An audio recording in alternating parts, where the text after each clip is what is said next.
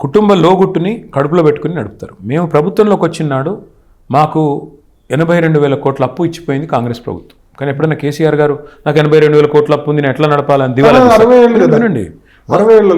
ఏళ్ళు కాదు 90 ఏళ్ళు కానీ ఎందేళ్ళైనది కాదు పాయింట్. మేము వచ్చినాడు ఉన్న అప్పు ఎంత? 80,000 కోట్లు. మేము వచ్చినాక 9.5 ఏళ్ళలో చేసిన అప్పు ఎంత? కేంద్ర ప్రభుత్వం చెప్పింది. బీజేపీ ఎంపీ రఘునందన్ రావు అడిగితే పార్లమెంట్లో ప్రశ్న, కేంద్ర ప్రభుత్వం ఇచ్చిన సమాధానం CAG controller and auditor general మొత్తం ఇవాల్యుయేట్ చేసిన లెక్క 2,80,000 కోట్ల అప్పు మేము చేసింది. కార్పొరేషన్ల ద్వారా తీసుకుంది. ఇంకా అడిషనల్ గా 2-3 లక్షలు కేంద్ర ప్రభుత్వం చెప్పింది ప్రామాణికమా లేకపోతే రేవంత్ రెడ్డి అయినా తలమాసిన సన్నాసి కార్పొరేషన్ ఉంది కదా, కాళేశ్వరం కార్పొరేషన్. ఎంత కామన్ సెన్స్ లేదు ఈ ముఖ్యమంత్రికి అంటే. కొన్ని లోన్లు అసలు ప్రభుత్వం కట్టాల్సిన అవసరం లేదు, కార్పొరేషన్లే కట్టుకుంటాయి.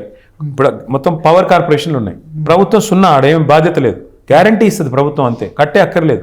వాటిని కూడా కలిపి చెప్తానంటే మూర్ఖుడు అనాలా మంచోడు అనాలా? ఇంకోటి కేంద్ర ప్రభుత్వం కంట్రోలర్ అండ్ ఆడిటర్ జనరల్ కంటే రేవంత్ రెడ్డికి తెలుసా ఎక్కువ లెక్క? సిఏజీ అనేది రేవంత్ రెడ్డి పుట్టకముందు నుంచి ఉన్న సంస్థ. రేవంత్ రెడ్డి గారు రేపు పదవి నుంచి దిగిపోయిన తర్వాత కూడా ఉండే సంస్థ. కాకి లెక్కలు ప్రామాణికమా లేకపోతే కాకి లెక్కలు ప్రామాణికమా? ఈ రేవంత్ రెడ్డి అనే పిల్లకాకి నిన్నగాక మొన్న ముఖ్యమంత్రి అయ్యాడు, కానీ కాగ్ అనేది ఎప్పటి నుంచి ఉంది? నేను అనేది ఏమంటే 2,80,000 కోట్ల అప్పు కేసీఆర్ గారు చేశారు 10 ఏళ్లలో. నువ్వెంత చేసావు 23 నెలల్లో? 2,30,000 కోట్ల అప్పు. ఏం పీకావు? 2,30,000 కోట్ల అప్పు చేసి అప్పు కట్టడానికి అప్పు చేశా అంట. అదే అంటే ఎన్ని అబద్ధాలు అంటే మీరు జర్నలిస్టులు 7% తీసుకొచ్చాం. జర్నలిస్టులు కూడా దయచేసి పత్రికలు టీవీలు మీరున్నది నేను చెప్పింది నిజమనో లేకపోతే ఆయన చెప్పింది నిజమని యాజ్ ఇట్ ఈజ్ రికార్డ్ చేసి వేయడం కాదు కదా. నిజంగా నేను చెప్పిన దానిలో వాస్తవం ఎంత ఎప్పుడన్నా ఒక్క జర్నలిస్ట్ అన్న అధ్యయనం చేసే ప్రయత్నం చేస్తున్నాడు. నాకు తెలుసు మీ భయం, అడ్వర్టైజ్మెంట్లు రావు అనే భయం. మరి భయం లేకపోతే ఇన్వెస్టిగేట్ చేయండి. ముఖ్యమంత్రి గారు చెప్పిన లెక్కకు తిప్పి కొడుతూ కాగిచ్చింది. నెలకు ఆర్బీఐ ప్రకారం కాగ్ ప్రకారం తెలంగాణ ప్రభుత్వం కడుతున్న మిత్తి 2,000 కోట్లు. ముఖ్యమంత్రి తెల్లారలేస్తే అబద్ధం చెప్తున్నాడు 6,500 కోట్లని. ఒక్కసారి జీ వాళ్ళు మీరు ఇన్వెస్టిగేటివ్ జర్నలిస్ట్ స్టోరీ చేయొచ్చు.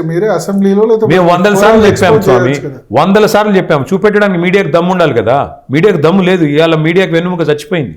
రాష్ట్రంలో మీడియాకి వెన్నుముక చచ్చింది. మిగతా వాళ్ళు ఎట్లా ఉన్నారు? నేను అదే చెప్తున్నా, ఈ రాష్ట్రంలో మీడియాకి ఇన్వెస్టిగేటివ్ జర్నలిజం చేసే దమ్ము లేదు. ఎందుకంటే ముఖ్యమంత్రి పచ్చి అబద్ధాలు చెప్తుంటే 6,500 కోట్లు కడుతున్న మిత్తి అని చెప్తుంటే ఆ అబద్ధాన్ని పదే వల్లె వేస్తుంటే ఫ్యాక్ట్ చెక్ చేయాల్సింది. 4,000 కోట్లు దాటట్లేదు, తప్పు ఆయన చెప్పేది పచ్చి అబద్ధం. నా లెక్క కాదు, కాగ్ లెక్క, ఆర్బీఐ లెక్క.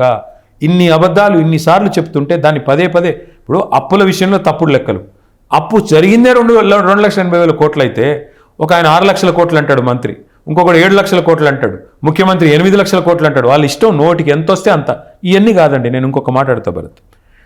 2,30,000 కోట్ల అప్పు రేవంత్ రెడ్డి ప్రభుత్వం చేసిన మాట వాస్తవం. ఆయనే చెప్పాడు అసెంబ్లీలో. ఏం చేశారు? 2,30,000 కోట్ల అప్పు చేసి తులం బంగారం ఇచ్చావా? 4,000 పెన్షన్ ఇచ్చావా? నెలకు 2,500 రూపాయలు మహిళలకు ఇస్తారన్నావు, అది ఇచ్చావా? స్కూటీలు ఇచ్చావా? ఎవరికి ఏం చేశావు? పోనీ ఫీజు రీయింబర్స్మెంట్ బకాయిలు 10,000 కోట్లు ఉన్నాయి, అవి కట్టావా? ఆరోగ్యశ్రీ అరియర్స్ ఉన్నాయి, అవి కట్టావా? ఇవన్నీ మీ టైంలోనే ఉన్నాయి కదా. ఫీజు రీయింబర్స్మెంట్, ఆరోగ్యశ్రీ బకాయిలు 2-3 సంవత్సరాల పెండింగ్ అనేది మీ టైంలో కూడా ఉంది కదా. నేను ఏం చెప్పాలి మీకు? ఇదే బాధ మీతో జర్నలిస్టులతో. మీకు ఏమంటే మీరు కనీసం ఈ విషయం స్టడీ చేయాలి కదా. పెండింగ్ మీద ఉంటుంది కదా. మేము ప్రభుత్వంలోకి వచ్చినాడు 3,200 కోట్ల ఫీజు రీయింబర్స్మెంట్ బకాయిలు ఉన్నాయి. అది కామన్, అది పెద్ద విషయం కాదు. ప్రభుత్వాలను ఆరినంత మాత్రాన జీరో అకౌంట్తో స్టార్ట్ అవ్వదు. ప్రభుత్వం అనేది కంటిన్యూస్ ప్రాసెస్ భరత్. సో నేను అధికారంలోకి వచ్చాను కాబట్టి నేను జీరో నుంచి స్టార్ట్ అవుతానంటే అది ఆస్తులు ఉన్నాయి, అప్పులు ఉన్నాయి. ఎగ్జాక్ట్లీ. సంపద వస్తుంది, అప్పులు కూడా వస్తాయి. వచ్చినప్పుడు మాకు 80,000 కోట్ల అప్పుతో అందులో దాదాపు 3,000 కోట్ల ఫీజు రీయింబర్స్మెంట్ బకాయిలతో మాకు ప్రభుత్వానికి కాంగ్రెస్ అప్పచెప్పింది. మేమేం చేసాం? 10 ఏళ్లలో 20,000 కోట్ల ఫీజు రీయింబర్స్మెంట్ మేము కట్టాం. మరి మేము దిగిపోయిన తర్వాత కొంత బకాయి ఉంటే ఉండొచ్చు, అట్లా అని చెప్పేసి నేను ఇవ్వను, అది కేసీఆర్ గారు చేశారు, ఆయన కట్టకపోతే 10,000 కాదు 20,000 కోట్లు అవుతుంది. మేము 10 ఏళ్లలో 20,000 కోట్లు కట్టాం ఫీజు రీయింబర్స్మెంట్కి. నువ్వు 2 ఏళ్ళు ఎంత కట్టావు? 2 రూపాయలు కట్టలేదు. ఎవరిని దానికి బాధ్యత చేస్తావు?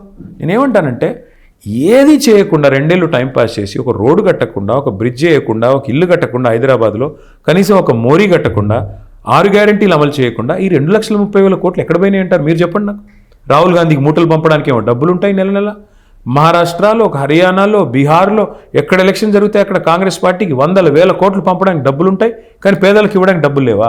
మీరు ఇవాళ గమనించండి, హైదరాబాద్లో హైడ్రా పేరిట అరాచకాలు చేస్తూ, బిల్డర్ల దగ్గర వసూలు చేస్తూ, ఆర్ఆర్ ట్యాక్స్ అని చెప్పి ఒక్కొక్క స్క్వేర్ ఫీట్కి 150 రూపాయలు వసూలు చేస్తూ ఎక్కడ పోతున్నాయి ఈ డబ్బులన్నీ? హైడ్రాలో మీకు అసలు మంచిగా కనబడలేదా?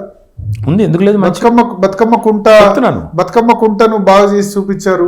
కన్వెన్షన్ దగ్గర డెవలప్ చేస్తారు. కామెడీ ఏంటంటే తర్వాత ప్రభుత్వ భూమి దాదాపు 5,000 కోట్ల రూపాయల వర్త్ ప్రభుత్వ భూమిని రక్షించాం. ఏది గాంధీ గారు ఎమ్మెల్యే గాంధీ గారికి ఏది దగ్గరుండి హైడ్రా ఫెన్సింగ్ పెట్టించింది ఆ భూమి? మీరు చెప్పేది ఏ భూమి? గాజుల రామారంలో 11 ఎకరాల భూమి ఎమ్మెల్యే గాంధీ గారు పార్టీ మారినందుకు నజరానాగా ఇచ్చి ఆ భూమికి కంచె దగ్గరుండి హైడ్రా కమిషనర్ హైడ్రా సిబ్బంది చేసిన భూమి గురించి ఏది చెప్తున్నారు మీరు కాపాడింది?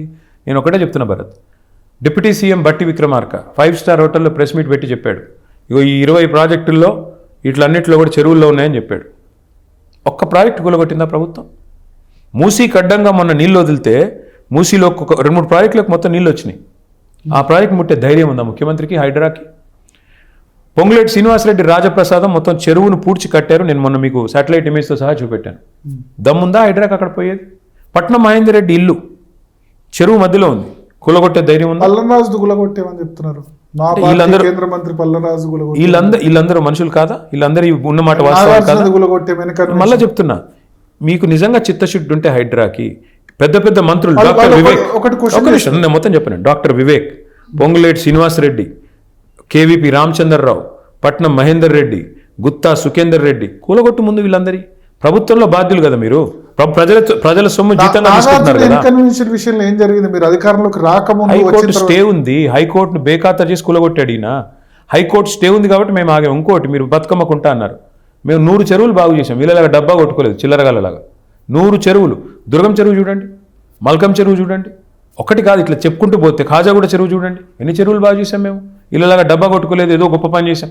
రొటీన్గా బాధ్యతగా పనిచేసాం. హైడ్రా పేరిట ఇవాళ అరాచకం చేస్తుంది ఎవరు?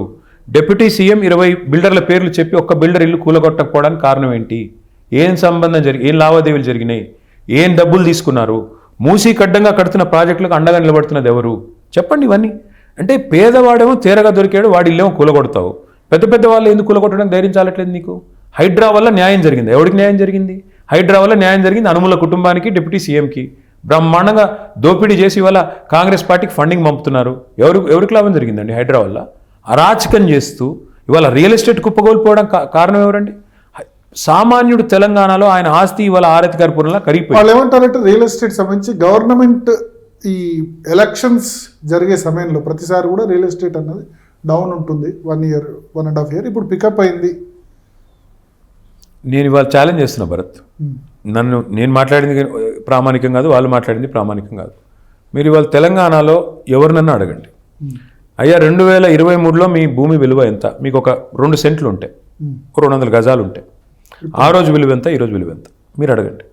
నేను దేనికంటే దానికి సిద్ధం. ఆ రోజు కంటే ఈరోజు ఎక్కువ ఉందని ఎవరన్నా చెప్తే దేనికంటే దానికి సిద్ధం నేను. ఇప్పుడు మొన్న వేలం అది పొంగులేటి శ్రీనివాసరెడ్డి వెనకాల ఉండి బినామీతో వేయించిన వేలం. దాన్ని కూడా మీరు నమ్ముతారంటే మీ కర్మ. 100 కోట్లు ఉంటే 100 కోట్లు దాటిపోయింది. నేను చెప్తున్నా కదా, 100 కోట్లు దాటింది. ఎందుకంటే పొంగులేటి శ్రీనివాసరెడ్డి అందులో బినామీ పార్ట్నరు. నేను స్పష్టంగా చెప్తున్నా. ఈరోజు రేపో మాపో ఆయన డెవలపర్గా అందులో అవతారం ఎత్తి అందులోకి వస్తాడు. మీరు చూడండి. నేను ఏమంటున్నా భరత్ గారు, ఈ గిమ్మిక్కులతో కొంతకాలం నడపచ్చు. కొన్ని రోజులు ఫోన్ ట్యాపింగ్, కొన్ని రోజులు ఫార్ములా ఈ, కొన్ని రోజులు కాళేశ్వరం, కొన్ని రోజులు ఇంకేదో జరిగింది. ఈ డామాలతో 2 నెలలు టైంపాస్ చేసావు. ఇవాళ జూబ్లీహిల్స్లో ఎందుకు ఆపసోపాలు పడుతున్నాడు ముఖ్యమంత్రి? నిజంగానే 2 ఏళ్ళు అద్భుతమైన పరిపాలన అందించింటే, నిజంగానే 6 గ్యారంటీలతో ప్రజలు సుఖ సంతోషాలతో ఉంటే, మీరు అన్నట్టు రియల్ ఎస్టేట్ కూడా 177 కోట్ల కాడికి వెళ్ళిపోతే ఎందుకు ముఖ్యమంత్రి ఆపసోపాలు పడుతున్నాడు? ఎందుకు మంత్రులు గల్లీలలో బ్యాగులు పట్టుకుని తిరుగుతున్నారు? చెప్పండి మీరు. కానీ మీరు అంటారు ప్రభుత్వ అధికార దుర్వినియోగం అంటారు. హుజరాబాద్ మునుగోడులో మీరు కూడా ఇదే చేశారు కదా, మీ మంత్రులు మీ ఎమ్మెల్యేలు 105 మంత్రులు హుజరాబాద్లో ఓడిపోయి ఉండొచ్చు, మునుగోడులో గెలిచారు. Mixed result. కాదు, మంత్రులు తిరగడాన్ని అధికార దుర్వినియోగం అనట్లేదు. ఏ మంత్రి అయినా ముందు కార్యకర్త నేను ఒప్పుకుంటాను. కానీ ఇవాళ కొల్లూరులో డబుల్ బెడ్రూమ్లు కేసీఆర్ గారి గవర్నమెంట్లో మొత్తం హైదరాబాద్లో 1,00,000 డబుల్ బెడ్రూమ్లు కట్టాం. అందులో కొంతమంది జూబ్లీహిల్స్ ఓటర్లు కొల్లూరులో ఉన్నారు. నిన్న మొన్న మంత్రులు వెళ్ళి అక్కడ శిలాఫలకాలు వేసి అక్కడ వాళ్ళని ప్రసన్నం చేసుకోవడానికి పడుతున్న తంటాలు. నిన్న డాక్టర్ వివేక్ గారు మంత్రి గారు, ఏది లేబర్ అండ్ ఎంప్లాయ్మెంట్ మినిస్టర్ గారు, గిగ్ వర్కర్లకు నేను బోర్డు ఏర్పాటు చేస్తానని అనౌన్స్ చేయడం, ఇవన్నీ చూస్తుంటే ఇది ఖచ్చితంగా అధికార దుర్వినియోగం. అంటే మిగతా విషయాలు వేరు. మంత్రులు తిరగడం కార్యకర్తలాగా దానికి అభ్యంతరం లేదు, కార్యకర్తలాగా తిరిగితే అభ్యంతరం లేదు. కానీ అధికారాన్ని అడ్డం పెట్టుకుని, అధికారులను అడ్డం పెట్టుకుని, అధికార యంత్రాంగాన్ని ఇవాళ పోలీసులను అడ్డం పెట్టుకుని మా ఎమ్మెల్యేల ఇంట్ల మీద దాడులు చేస్తున్నారు, మా ఎమ్మెల్సీల ఇంట్ల మీద దాడులు చేస్తున్నారు. ఒక్క కాంగ్రెస్ నాయకుడి ఇంటి మీద ఎందుకు దాడి జరగట్లేదు? ఎలక్షన్ కమిషన్ ఆధీనంలో ఉంటుంది ఎన్నిక. మరి ఒక్క కాంగ్రెస్ నాయకుడి ఇంటి మీద రైడ్ జరిగిందా? ఒక్క కాంగ్రెస్ నాయకుడు ఇంటిని సోదా చేశారా? అంటే ఈ రకంగా కేవలం ఏకపక్షంగా అధికార యంత్రాంగం మొత్తం అధికారాన్ని అడ్డం పెట్టుకుని దుర్వినియోగం చేస్తుంటే దాని గురించి మాట్లాడుతున్నా. ఎన్నికలు సరే వస్తాయి పోతాయి, కానీ ఒక్క ఉప ఎన్నికల్లో ముఖ్యమంత్రి గారు ఇప్పటికి 8 సార్లు పర్యటించారు, పాదయాత్ర చేస్తున్నారు యూసుఫ్గూడలో. నేనైతే గతంలో మా ముఖ్యమంత్రిగా కేసీఆర్ గారు ఉన్నప్పుడు మేము కూడా ఎన్నికలు 10 ఎలక్షన్లు కొట్లాడాం. ఏనాడు కూడా కేసీఆర్ గారు ఒక గంటకు మించి ఒక్క ఎన్నికల్లో ప్రచారం చేయలేదు. అసలు 2-3 ఎన్నికల్లో మునుగోడులో వేశారు కదా, ప్రచారం చేయలేదు. అసలు హుజురాబాద్లో చేయలేదు, అండ్ అక్కడ కూడా రాలేదు, ప్రచారం చేశారు కదా, చేయలేదు. హుజురాబాద్లో దళిత బంధు అనే పథకం ఎన్నికలు డిక్లేర్ కాకంటే ముందు చేశారు. ఎన్నికలు ఇంకా అప్పటికి డిక్లేర్ కూడా అవ్వలేదు. అది ఒక ప్రభుత్వ పథకం, ఒక పైలట్గా చేశాం. మునుగోడులో